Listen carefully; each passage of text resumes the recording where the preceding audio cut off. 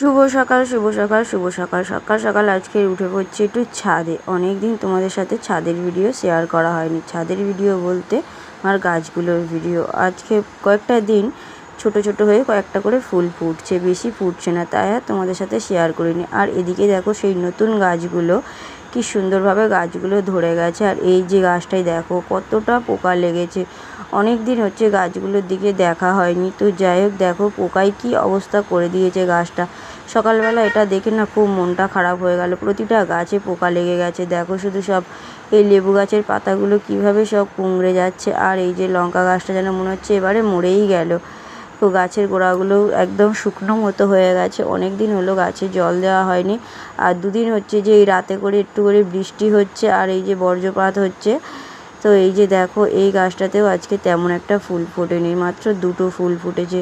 আর পাতাগুলো কেমন যেন একটা হলুদ হয়ে যাচ্ছে। আর এই জবা গাছটায় একটাও ফুল দেয়নি, প্রায় মাসখানেক হয়ে গেছে। আর এই যে দেখো গাছগুলো ছোট ছোট হলে কি হবে, কিন্তু যখন ফুল হয় তো একদম ভরে ভরে ফুল হয়, আর যখন হয় না তো একটাও হয় না। আর এদিকে এই গাছটা দেখো পাতা নেই, কিন্তু প্রতিদিন একটা দুটো করে এই গাছে ফুল ফোটে। দেখো কতগুলো কুঁড়ি হয়ে আছে, মাথা ভর্তি কুঁড়ি। আর এই যে লেবু গাছের পাতার আড়ালে আড়ালে লেবু হয়েছে, দেখতে পাওয়া যায় না। আর এই যে পোকা লেগে গেছে, ফলনের মুখে যদি এরমভাবে পোকা লাগে তো কেমন লাগে বলো তো। মানে এইগুলো হচ্ছে খুব যত্নের জিনিস, যত্ন না করলে এদের কিছুই হবে না। আর এদিকে এই যে দুটো ফুল ফুটেছে, এই গাছটাতেও প্রতিদিন একটা দুটো করে ফুল দেয়। আর এই গাছটার তো অবস্থা খুবই খারাপ হয়ে গেছে। এই গাছটাকে এবারে মনে হচ্ছে কাটাই ছিটাই করে দিতে হবে, একদম ডালপালা ছিটে ছাটে সুন্দর শেপে আনতে হবে। আর এই যে এই জবা গাছ, কয়েকটা জবা গাছ আছে এত সুন্দরভাবে ফুল দিচ্ছে। গাছগুলোর বয়স কিন্তু এখনও 1 বছরও হয়নি।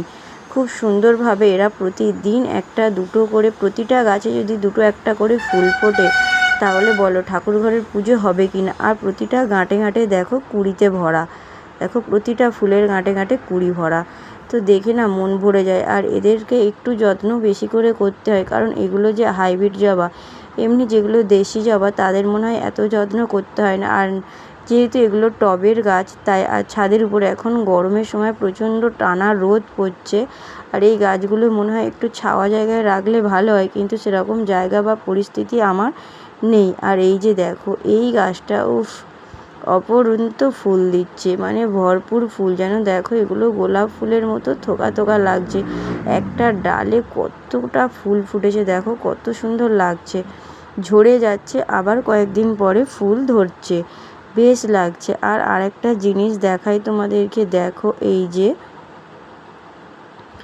এইটা না আর দেখাচ্ছি, ডালগুলোকে একটু সোজা করে দিচ্ছি, যত বেঁধে দিচ্ছে তত সব শুয়ে পড়ছে। আর এই যে এই জিনিসটা দেখো, এর আগেও দেখিয়েছি আবারও দেখাচ্ছি। দেখো একটা পাপড়িতে দুটো কালার, কত সুন্দর লাগছে। দেখো নিচের দিকে সাদা, উপরে গোলাপি, খুব মিষ্টি লাগছে কালারটা, দেখো। তো যাই হোক, এবারে এই যে গরমের সময় ফোটার পালা বেল ফুল, তো এখনও পর্যন্ত কুড়ি আসেনি। ডালপালাগুলো চারিদিকে ছড়িয়ে ছিটিয়ে গেছে, এখনও পর্যন্ত কোনো কুড়ি আসেনি। আর এই যে এই টগর ফুলের গাছটাতে কুড়ি এসছে, এই যে দেখো দুটো, একটা এর আগে একবার একটা ফুল তুলেছি, আর আবার এই যে দুটো কুড়ি হয়েছে। তো যাই হোক, গাছগুলো যে সুন্দরভাবে বানাতে পেরেছি, এটাই, কিন্তু রাখতে কতদিন পারবো কি জানি না। এরা হচ্ছে যত্ন, এদের যত্ন না করলে হবে না। আর এই যে দেখো কত সুন্দর একটা ফুল ফুটেছে, ভাবতেই পারিনি এই গাছটাতে ফুল আসবে বলে।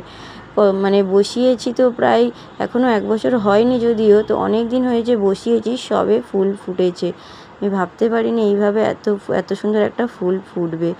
তো যাই হোক, এই ফুলটা দেখতে খুব সুন্দর লাগে। অনেক জায়গাতে দেখেছি ঘরের সামনে, লোকের বাড়ির সামনে থাকে, তো করবী ফুলটা ফুলে ভর্তি হয়ে থাকে। তো একটা ড্রামের মধ্যে বসিয়ে একটা ডালের মধ্যে ফুল ফুটেছে আর কয়েকটা থোকা কুঁড়ি হয়েছে। আর এই যে এই গাছটা তো নতুন লাগিয়েছি, তোমরা সবাই জানো।